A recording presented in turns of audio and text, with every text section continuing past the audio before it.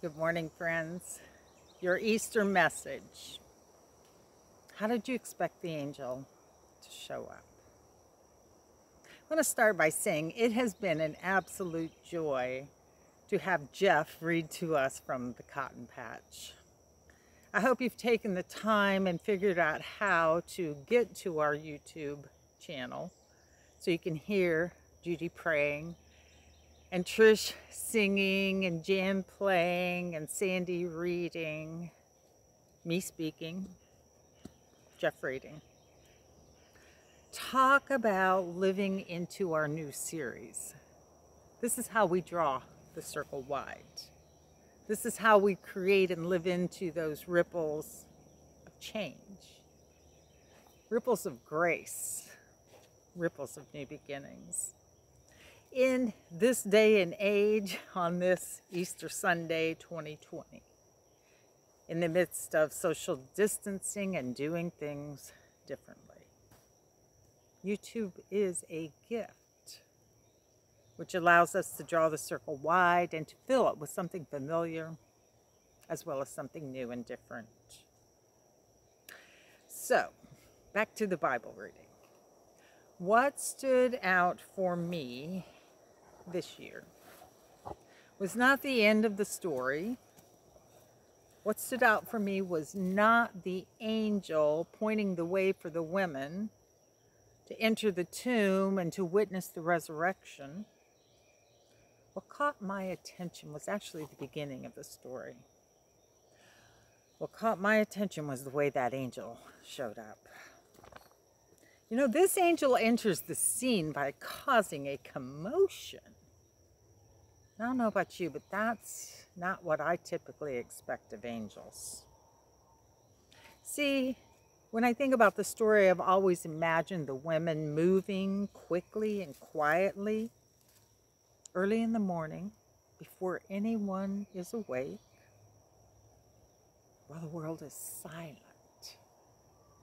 And in a similar fashion, I've imagined the angel floating down, descending in silence, sneaking in on feathers that whisper.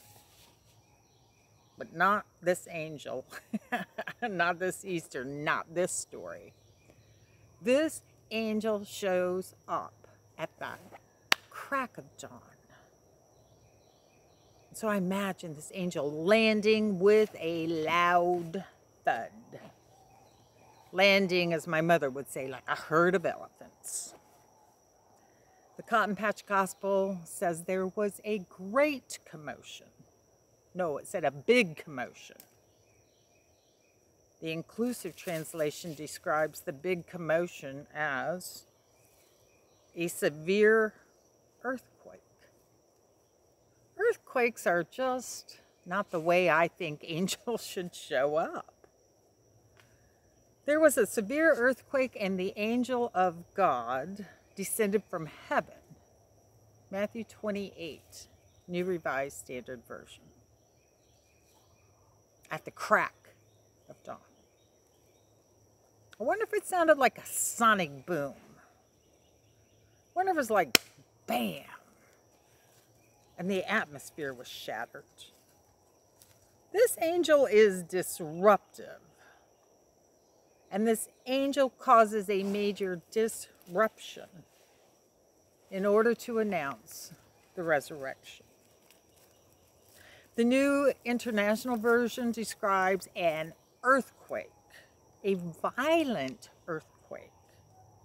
Not just a little tremble, not just a little shake, but a violent earthquake. The Passion Translation includes flashes of lightning. How do you expect angels to show up?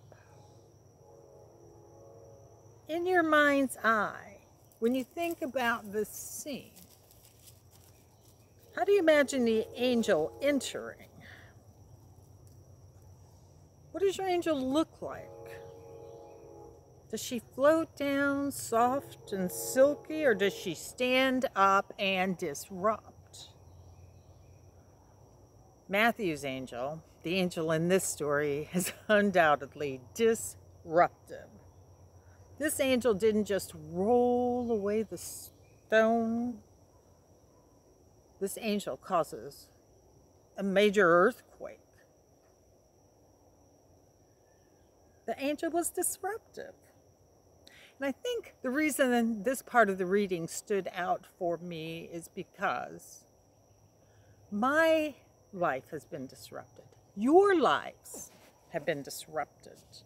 I mean, here I am. I'm sitting out in the yard with the birds and the cats and the dogs, and you might hear the train off in the distance. I'm sitting out here preaching. Something different is happening here.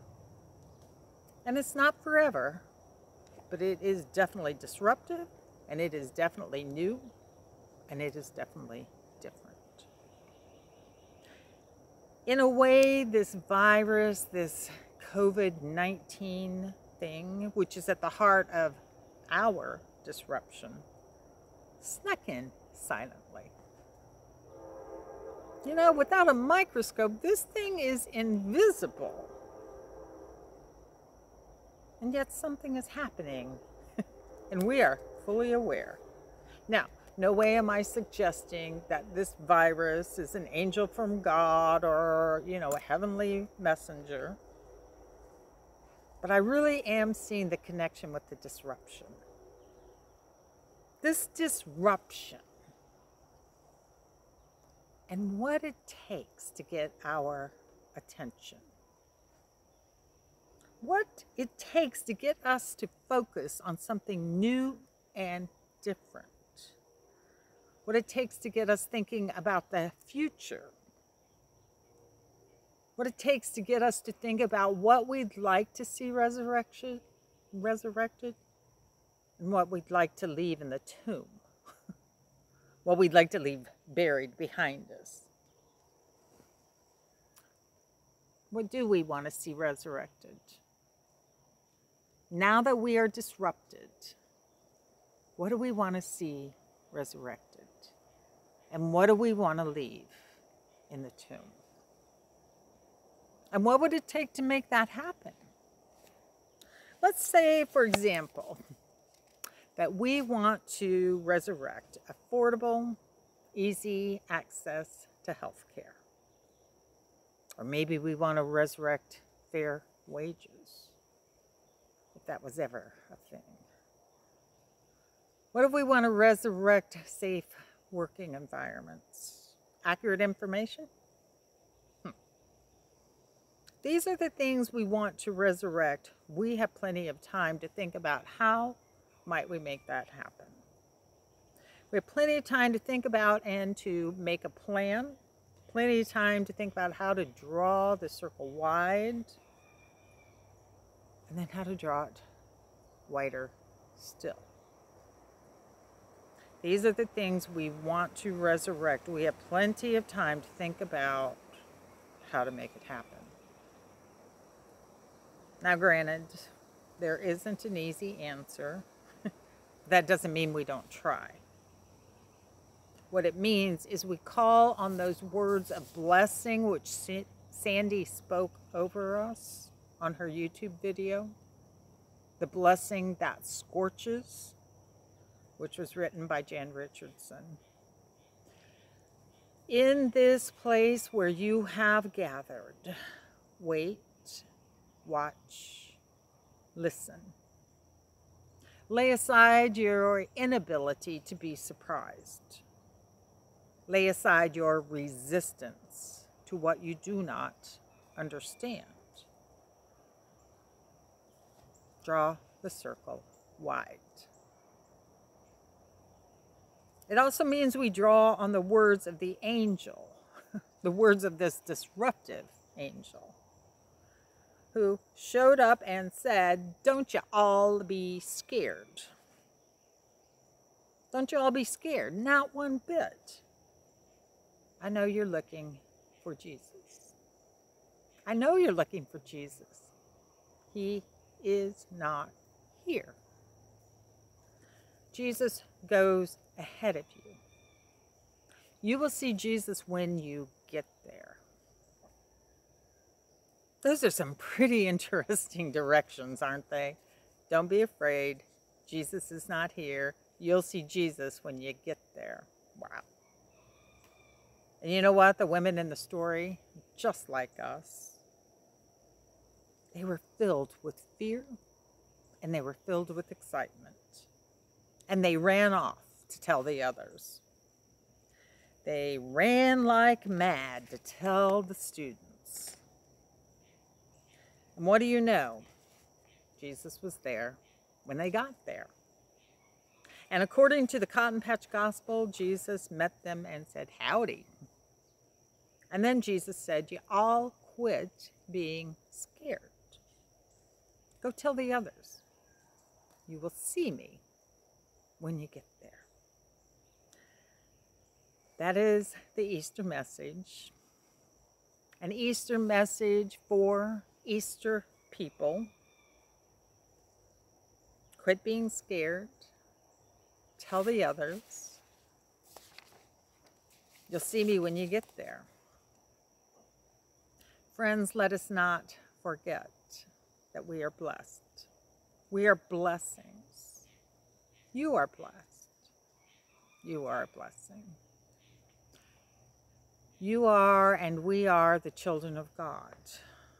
We are God's family. Believers in the resurrection. Easter people, the beloved. Go on now.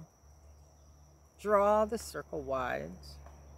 Create ripples of goodness. Create ripples of grace. And then draw the circle wider still. Don't be afraid. God is the still point in the circle. Go on now. Be disruptive.